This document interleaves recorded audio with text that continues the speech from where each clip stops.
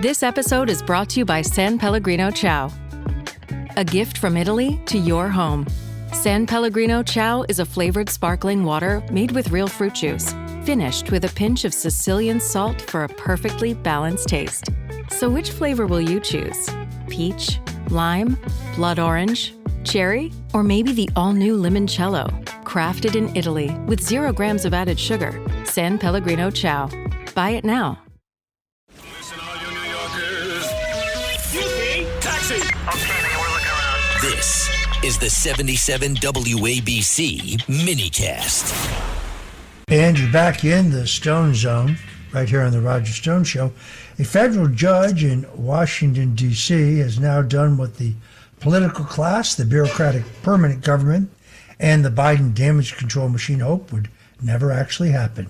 United States District Judge Dabney Friedrich has denied President Joe Biden's effort to block the Department of Justice from releasing the redacted audio recordings and transcripts of Biden's interviews with his ghostwriter, Mark Zwanitzer.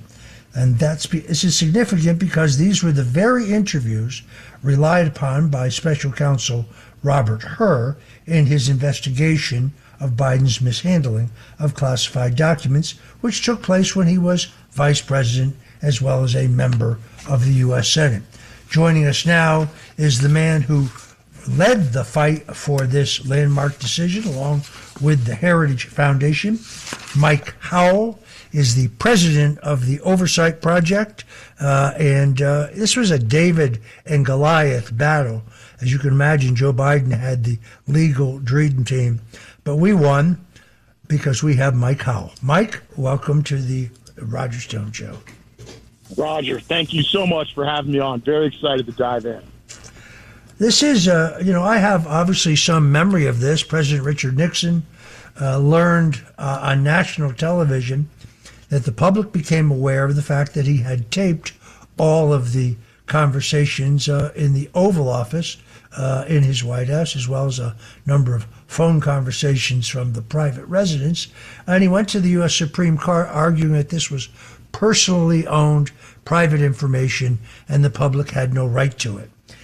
He was struck down by the U.S. Supreme Court 9-0.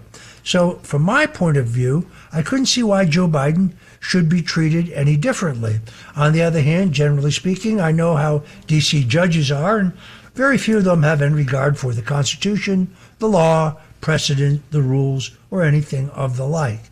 Here we've gotten what I think is a fair and equitable decision. Lay this out for us. Yeah, so it's rather complicated, but I'm going to make it simple. And you draw a perfect comparison to the Nixon tapes case and the Supreme Court weighing in there. But here we got to go back to 2017. And you might be wondering why we care about 2017. I'll tell you why I care. Because I think Joe Biden was broken for a long time before they propped him up and put him in the White House. I think the whole cabal that was behind the auto pen knew that they had a damaged asset that they could prop up their political machine behind and then use that auto pen to basically destroy the country and get what they wanted out of it. So when the special counsel during Biden's administration opened up an inquiry into Biden's mishandling of classified information. Now, remember, this guy was named Special Counsel Hur. This was after documents were found in the Biden garage and at the Biden Penn Center, which is in Chinatown. Very questionable stuff, all after Mar-a-Lago. So the special counsel during the Biden administration goes and gathers up all this evidence. One of the pieces of evidence he gathers is about 70 hours of interview between Biden and the guy he paid to write a book for him in his own name, what's referred to as a ghostwriter here. I'll just pause for a second and say that's a whole nother, genre of corruption we have in Washington, D.C., where politicians put out books in their name where they don't write a single word of the whole damn thing. So that's a separate story.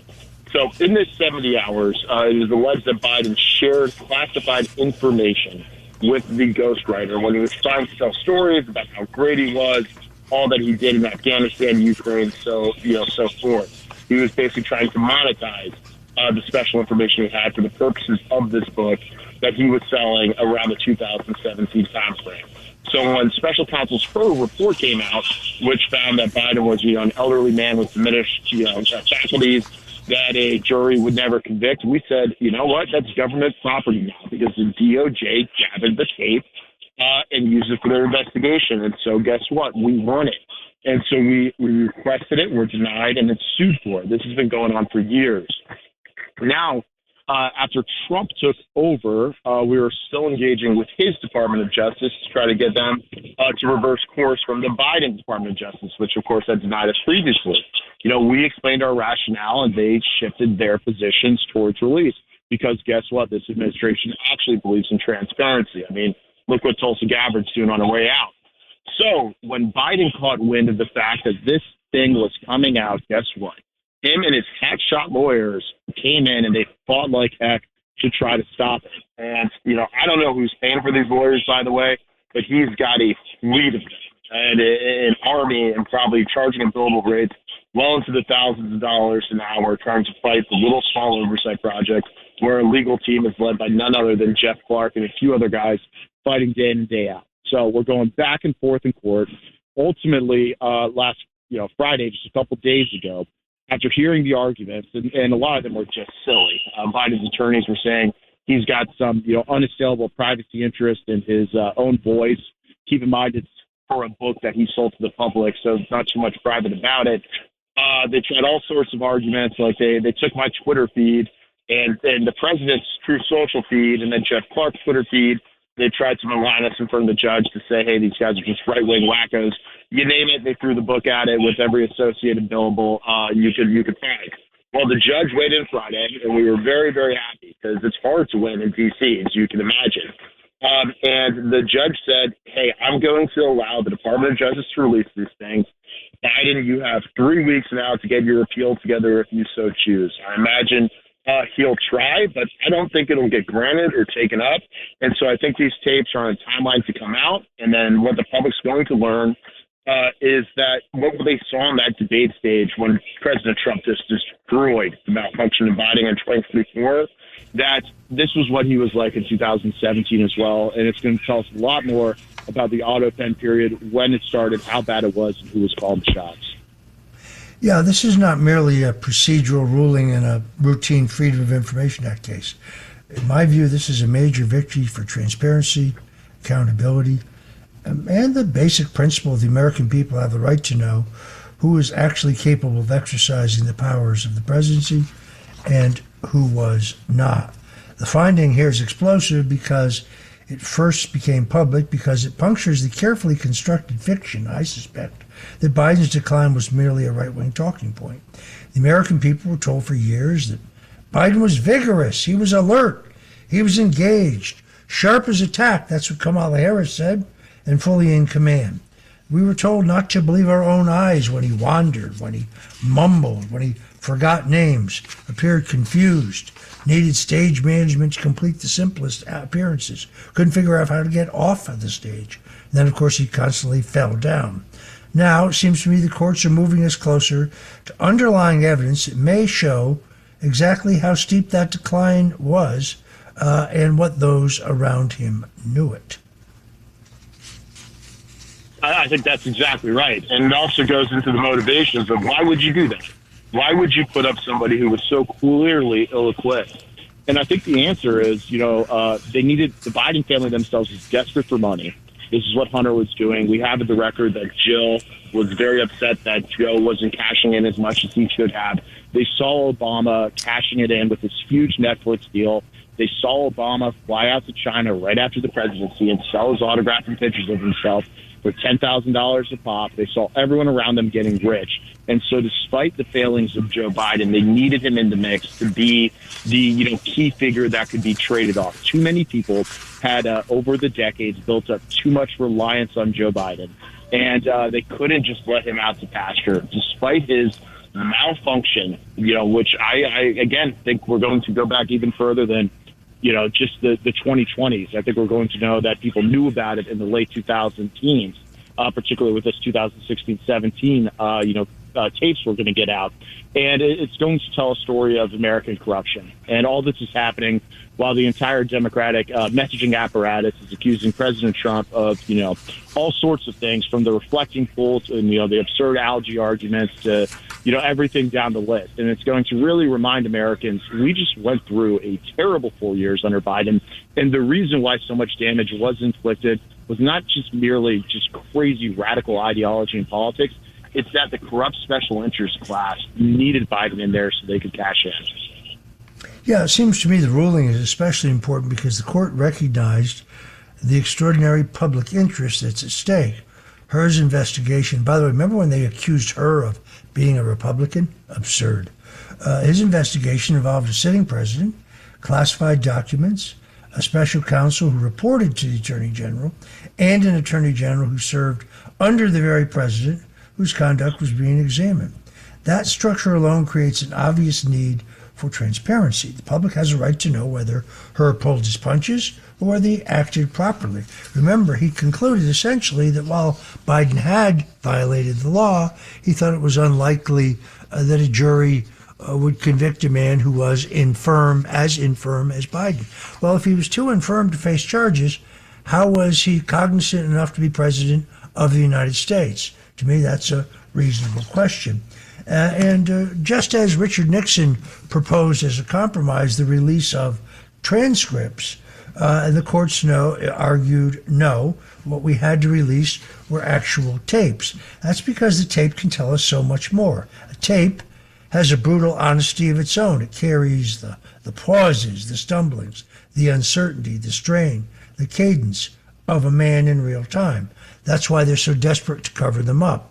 If Hur relied on the way Biden sounded, which seems to be what he said in his final report, then the American people are entitled to hear enough of that evidence to judge whether the special counsel's conclusions were fair, accurate, and complete, and whether Joe Biden was in much tougher shape than even we thought he was. That's absolutely right. And I'll say I am 100%. If you go any higher than that, I would. Convinced that Hur came at Joe Biden with absolute kid gloves. It was a controlled demolition. One line in his report where he said, I'm not going to charge him because the jury would think he was too feeble or whatever the exact quote was. That was the only piece he threw in his kind of red meat to satiate everybody else. But he did not look into Joe Biden with any vigor, particularly when you compare it to what they had done to President Trump, what they did to you, what they did to Jeff Clark on our team, what they've done to so many of the J6ers. And I'll tell you one example as to how Hur just completely looked the other way. So Hur's job was to look at the use of classified information, the improper handling of it. When documents were found in Joe Biden's garage, right? This is right after the Mar-a-Lago stuff where they raided Mar-a-Lago with so much pomp and circumstance. Well, when Hur opened up, we said you can't just look at where the documents were, what date, what time, et cetera. You have to look at why Joe Biden had these documents. What was he doing with them? And in the context of all the money Hunter was making, it's obvious that they were seeking to trade off Ukraine and other things. And so I sent a letter publicly to Special Counsel Hur listing out all the fake and alias email addresses and cell phone numbers that the Bidens used. He had so many, which is, inherently sketchy for a guy at his stature. And I said, if you do not pull the records associated with these emails and these phone numbers, you are not going to ever fully understand the picture of what he was doing and why he was doing with classified information. What Hur ultimately did was not what I suggested. He just came out with a report that basically said, strict liability sense, the classified documents were in this location. They shouldn't have been in that location. That is, technically illegal, but do not charge Joe Biden because he's old. Now, if Hur had any guts about it, or wasn't in on a cover-up job, this special counsel inquiry into the Bidens, I think, would have been one of the most explosive stories of political corruption. But they chose the layup instead, and you know exactly why. Very well put. Well, I don't care if they had 3 platoons of Ivy League lawyers. If you had Jeff Clark on your side, you had them outgunned from the very beginning. Perhaps literally the smartest lawyer I know operating in the United States today. And my hat is off to you, Mike, and to Jeff for this amazing victory. When we come back, I want to talk about the auto pen pardons and why I still believe that they should be tested in a court of law, and my confusion as to now, in view of these new Revelations by Tulsi Gabbard regarding Dr. Anthony Fauci, that doesn't seem to be happening. We'll be right back in the Roger Stone Show right here in the Stone Zone. Don't go away. Now, it's time for Protecting Your Future, sponsored by American Sovereign Bullion. Here's Roger Stone. This is Roger Stone, and it's time for you to protect your future. While uncertainty rises, smart investors have looked for stability. For generations, gold and silver have helped protect purchasing power through inflation, market swings, and economic uncertainty. Learn how precious metals like gold and silver can help diversify and protect what matters most to you, your future. Start building your financial foundation today by going to dyingdollar.com. That's dyingdollar.com. You'll be glad you did. And we're back with Mike Howell, the president of the Oversight Project, and a tough, hard-driving young conservative activist. Mike, the Washington Post has opened up, as you might expect, a hit job on Tulsi Gabbard. The Washington Post is not a newspaper. It's not a journalistic outlet. It's certainly not a news source. It's a propaganda news sheet for leftists. Literally, not a word printed in the Washington Post can be believed. And here they go again. But they're attacking Tulsi Gabbard, in my opinion, because late last Thursday, she fully exposed Dr. Anthony Fauci and the fact that he lied repeatedly about whether our tax dollars were used to weaponize the COVID-19 vaccination in a Wuhan Chinese lab. Pretty well established that was the case. I would like to see him prosecuted, but he will immediately argue that he can't be prosecuted because he has a pardon. But that pardon was signed by an auto pen. When you and I had a drink together recently in Northern Virginia, we were lamenting the fact that this administration seems to have no interest in testing these auto pen pardons. What say you? Well, the same thing I've been yelling for about 2 years ever since my team figured out the auto pen scandal and broke it, and President Trump has called it the greatest scandal of the century and has declared, and this is the President of the United States, that everything signed with the auto pen is null, void, and of no further effect. And so you have the president, the guy in charge of the entire branch of government, the executive branch, saying that these things are no good. Here's where things break down, though. There are some people at the lower levels of government who do not want to follow the president's orders.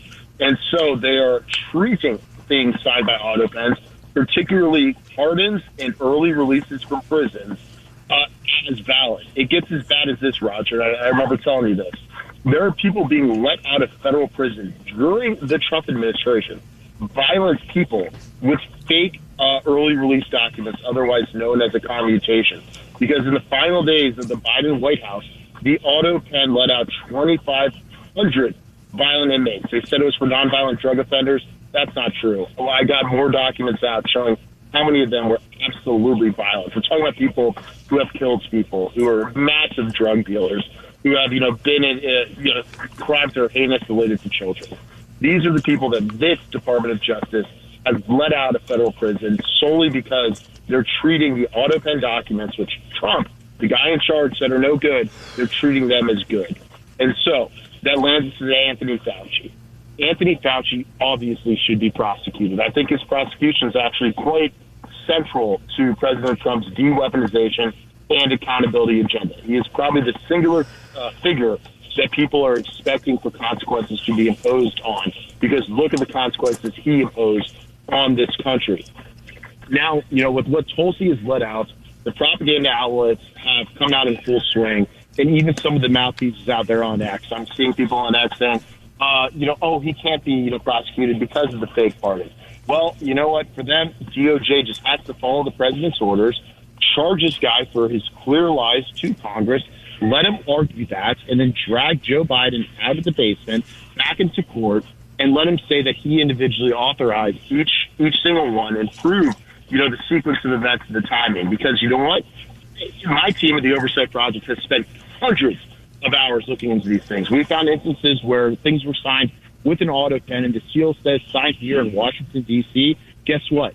Biden was in the Virgin Islands playing golf with Hunter on that day. It just, defies any common sense. And you don't even need to take my word for it. Take Joe Biden's own word for it. He went to the New York Times after we broke the scandal, and, a couple months in, they called it a conspiracy theory at first, but then it gained traction. People started seeing the receipts we put out. Joe Biden admitted for a significant portion of the ones at the end, he was not approving them on an individualized basis whatsoever. He just told his staff, you just get people, plug their names into the categories, and auto-pen it. And then it gets worse. And there we have it. I'm sorry, Mike, we got to go. Thanks for joining us today in the Stone Zone.